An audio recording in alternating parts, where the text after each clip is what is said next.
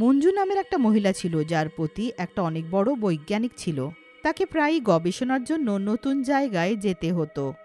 একদিন তার প্রতি বিক্রম অনেক খুশি হয়ে বাড়ি ফেরে। মঞ্জু, ও আমার মঞ্জু, কোথায় তুমি? এখানে এসো না, একটা দারুণ সুখবর আছে। হ্যাঁ হ্যাঁ, কি যে হলো? এমন কি ব্যাপার যে তুমি এত খুশি হয়ে লাফ দিচ্ছ? আমিও তো জানি একটু ব্যাপারটা। মঞ্জু বিক্রমের সাথে কথা বলতে থাকে, তখনই তার মেয়ে স্কুল থেকে ফিরে আসে। আরে বাহ বাবা, আজকে তো তুমি তাড়াতাড়ি বাড়ি ফিরে এলে। আর আপনারা এত খুশি আছেন কেন? আরে আমার মা, আমার প্রমোশন হয়ে গেছে, প্রমোশন। কি কি সত্যি? বাহ, এটা তো হওয়ারই ছিল। তুমি যে এত পরিশ্রমের সাথে কাজ করতে। হ্যাঁ মঞ্জু, তুমি ঠিকই বললে। এবার আমরা আমার মেয়েকে বড় স্কুলে পড়াবো, আর আমার অনেক টাকাও বেড়ে যাবে। হ্যাঁ, পুরো 3 গুণ মাইনে হবে। আর আমি তো এই অফিসে চাকরিও করব না, একটা বরফের জায়গায় যাব ওইখানে পরীক্ষা করতে, যে ওখানে আর কি কি পাওয়া যায়। কি? কিন্তু এটা তো ভালো ব্যাপার নয়। তুমি এত দূরে একা থাকবে কি করে? আরে মঞ্জু, কখনো কখনো একটু সিদ্ধান্ত এরম নিতে হয়। আর চিন্তা করো না, আমি তো শুধু 1 বছরের জন্যই ওইখানে যাব, আর তারপর ছুট্টে তোমাদের দুজনের কাছে এসে এইখানেই আমি থাকবো। ঠিক আছে, যেটা তুমি ঠিক ভাবো। আমি তোমার সাথে আছি, তুমি শুধু সাবধানে থেকো।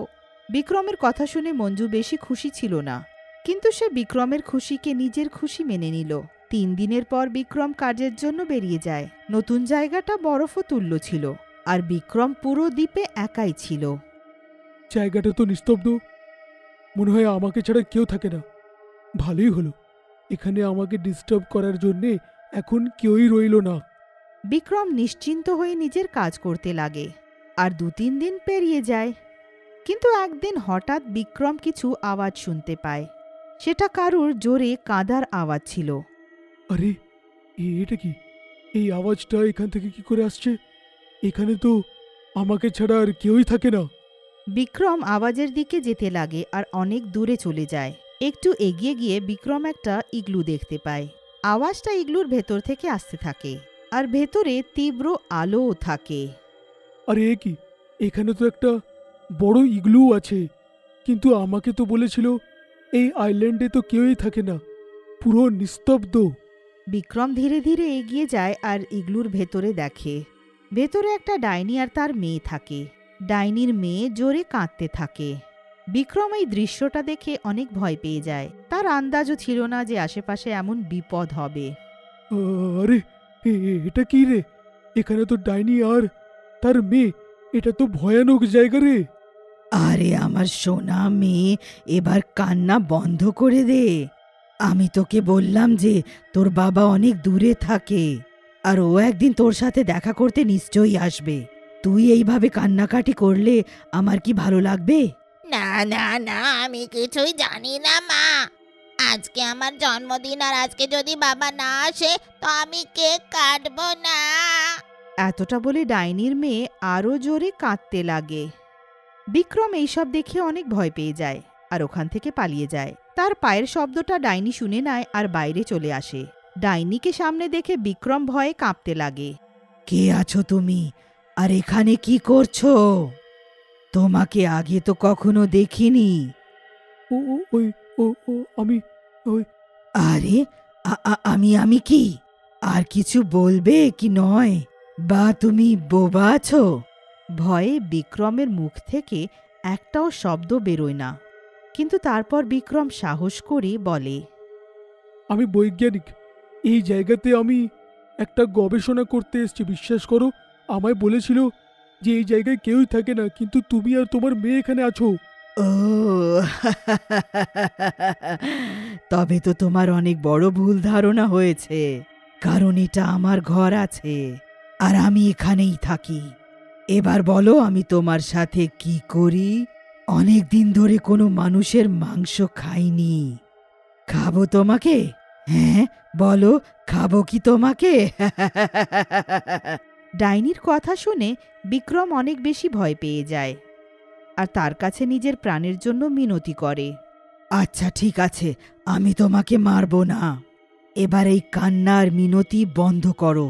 এমনিতেও আমার আজকে মানুষ খাওয়ার একটুও মুড নেই, কিন্তু হ্যাঁ, আমি তোমাকে এইভাবে ফ্রিতে ছাড়বো না।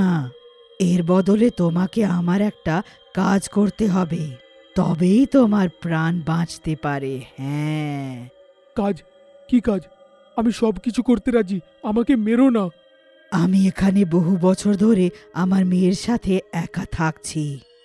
আগে আমার ভূতপতিও আমার সাথেই থাকতো, কিন্তু একদিন তোমার মতন কয়েক মানুষ এখানে গবেষণা করতে আসলো, আর আমার ভূতপতিকে ধরে নিয়ে গেল।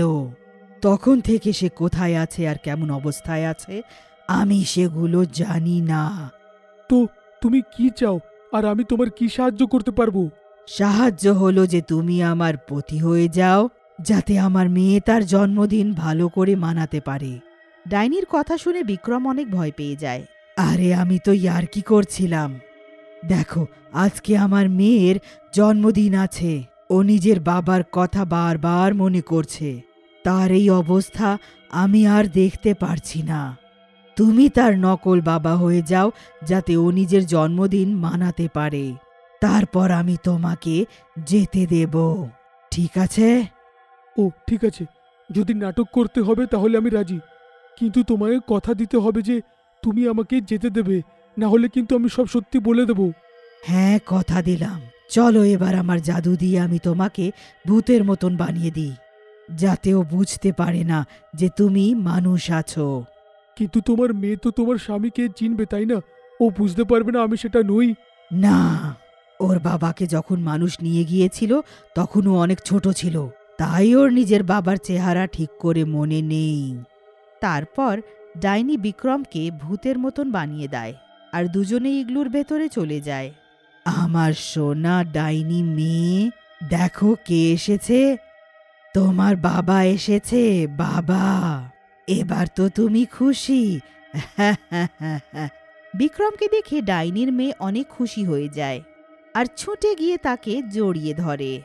বাবা, অবশেষে তুমি চলে এলে। আমি তোমাকে কত মিস করলাম। তুমি কোথায় চলে গিয়েছিলে বাবা? তুমি জানো আমি এখনো নিজের জন্মদিনও উদযাপন করিনি। বিক্রম ডাইনির মেয়ের সাথে অনেক খেলে আর অনেক গল্প করে। ডাইনিও এইসব দেখে অনেক খুশি হয়। চলো এবার কেকটা কেটে নাও, অনেক হলো তোমার মাস্তি। এবার তো বাবাও চলে এসেছে, এবার এসে নিজের কেক কেটে নাও। বিক্রম মনে মনে ভাবতে থাকে যে ও কত তাড়াতাড়ি নিজের বাড়ি ফিরে যাবে। ডাইনি আর তার মেয়ের সাথে বসে ও অনেক ভয় পেতে থাকে, কিন্তু নিজের প্রাণ বাঁচানোর জন্য তার কাছে অন্য কোনো উপায় ছিল না। তখনই ডাইনি পোকামাকড় দিয়ে বানানো একটা কেক নিয়ে আসে।